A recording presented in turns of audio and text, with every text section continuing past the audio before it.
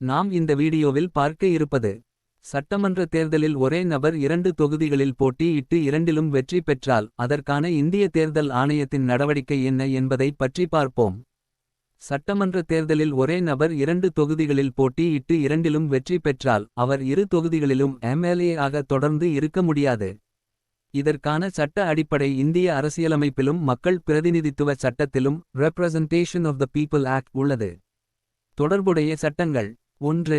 இந்திய அரசியலமைப்பு ஆர்டிகல் 190(3).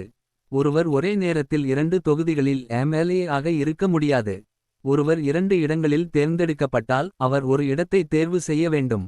மற்ற இடம் தானாகவே காலியாகும் வேக்கன்ட் ஆகும். 2. Representation of the people act 1951 section 70.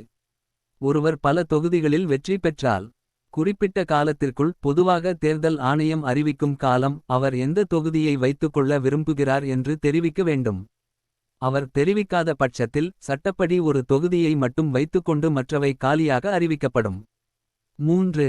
Election commission of India விதிமுறைகள். வெற்றி பெற்றவர் ஒரு தொகுதியை ராஜினாமா செய்தால் அந்த தொகுதியில் இடைத்தேர்தல் பை எலெக்ஷன் நடத்தப்படும். பொதுவாக 6 மாதங்களுக்குள் அந்த இடம் நிரப்பப்பட வேண்டும். சுருக்கமாக சொன்னால் ஒரே நபர் 2 தொகுதிகளில் வெற்றி பெறலாம், இது அனுமதிக்கப்பட்டது. ஆனால் 2 இடங்களிலும் எம்எல்ஏ ஆக தொடர முடியாது. ஒரு தொகுதியை தேர்வு செய்து மற்றொன்றை ராஜினாமா செய்ய வேண்டும். ராஜினாமா செய்த தொகுதியில் மீண்டும் தேர்தல் நடத்தப்படும். உதாரணம்: ஒரு தலைவர் தொகுதி ஏ மற்றும் தொகுதி பி இரண்டிலும் வெற்றி பெற்றார் என்றால் அவர் ஏ தொகுதி இல் எம்எல்ஏ ஆக தொடர விரும்பினால் பி தொகுதியை ராஜினாமா செய்ய வேண்டும். பி தொகுதியில் மீண்டும் தேர்தல் நடைபெறும். தற்போதைய இந்த விதிமுறைகள் மக்களது கால நேரம் வீணாகிறது மற்றும் மக்களது வரிப்பணம் வீணாகிறது. இதற்கு என்ன தீர்வு என்பதற்கான விளக்கம். ஒரே நபர் 2 தொகுதிகளில் போட்டியிட்டு வெற்றி பெற்று பிறகு ஒன்றை ராஜினாமா செய்வதால் இடைத்தேர்தல் நடத்த வேண்டி வரும். இது நேரமும் வரிப்பணமும் செலவாகும் என்பது உண்மை. ஆனால் இதற்கு என்ன தீர்வு என்றால் பல நடைமுறை மற்றும் சட்ட ரீதியான மாற்றங்கள் குறித்து இந்தியாவில் நீண்ட காலமாக விவாதம் நடந்து வருகிறது. சாத்தியமான தீர்வுகள். 1. ஒரு வேட்பாளர் ஒரே தொகுதியில் மட்டும் போட்டியிட அனுமதி. தற்போது representation of the people act 1951 படி ஒரு வேட்பாளர் அதிகபட்சம் 2 தொகுதிகளில் போட்டியிடலாம். இதை ஒரே தொகுதி என மாற்றினால் இடைத்தேர்தல் தேவையே இருக்காது. நேரம் மற்றும் பணம் சேமிக்கப்படும். இதை எலெக்ஷன் கமிஷன் ஆஃப் இந்தியா பலமுறை பரிந்துரைத்துள்ளது. 2. கூடுதல் அபராதம் மற்றும் செலவு வசூல். 2 இடங்களில் போட்டியிட்டு ஒன்றை விட்டுவிட்டால் அந்த இடைத்தேர்தலுக்கான செலவை அல்லது ஒரு பெரிய அபராதத்தை அந்த வேட்பாளரிடம் வசூலிக்கலாம். இது தேவையில்லாமல் 2 இடங்களில் போட்டியிடுவதை குறைக்கும். 3. ரன்னர் அப் இரண்டாம் இடம் பெற்றவர் தேர்வு முறை.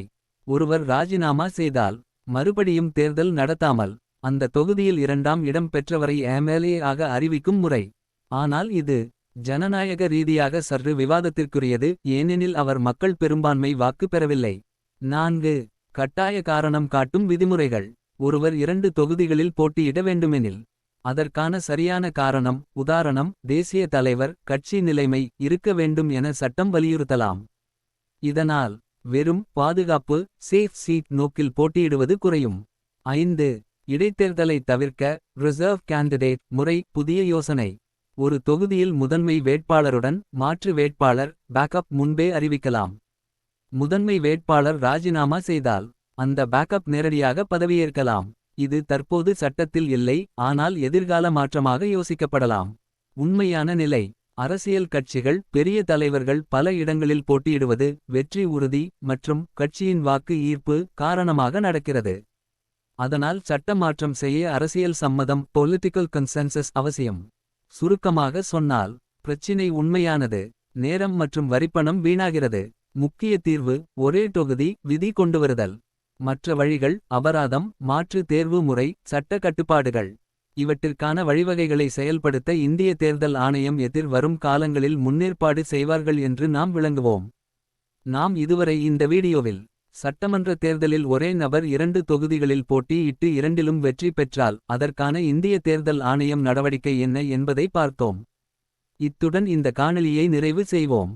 இந்த டிவி சேனலில் உங்கள் வியாபாரம் மற்றும் தொழில் சார்ந்த விளம்பரத்தை கொடுத்து உங்கள் ஆதரவை தருமாறு கேட்டுக்கொள்கிறோம். இந்த டிவி சேனல் தமிழ் யூடியூப் சேனல்க்கு நீங்கள் அனைவரும் தொடர்ந்து ஆதரவு தருமாறு கேட்டுக்கொள்கின்றோம்.